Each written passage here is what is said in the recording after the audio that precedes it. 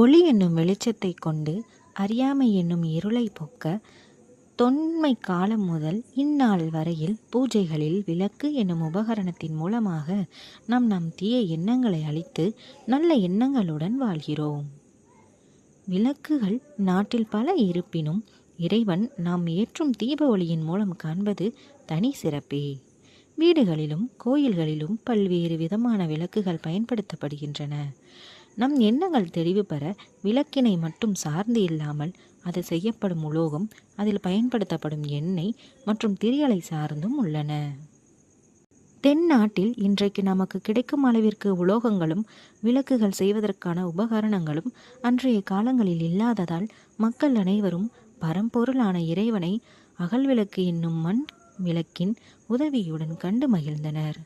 அகல் விளக்குகள் அளவில் சிறியதாகவும் எங்கும் எடுத்துச் செல்ல எளியதாகவும் இருக்கும். பின்கால வளர்ச்சியின் காரணமாக அந்த அகல் விளக்கில் பல்வேறு வண்ணங்கள் மற்றும் வெவ்வேறு வடிவங்களில் பல முகங்கள் கொண்டு செய்யப்பட்டு வழிபாடுகளில் பயன்படுத்தப்பட்டன. உலோகங்களின் வருகையால் அகல் விளக்குகளின் பயன்பாடுகள் குறைந்து உலோகத்தால் ஆன விளக்குகள் பயன்படுத்தப்பட்டன.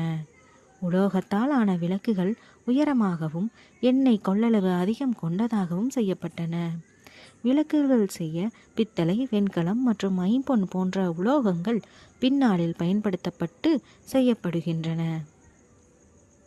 குத்து விளக்குகள் மற்றும் கிளை விளக்குகள் பல்வேறு வடிவங்கள் மற்றும் உயரங்களில் செய்யப்படுகின்றன. அவை குத்து விளக்கு, கிளை விளக்கு, பஞ்சலோக விளக்கு மற்றும் காமாட்சி விளக்கு என ஏராளமான விளக்குகள் உள்ளன.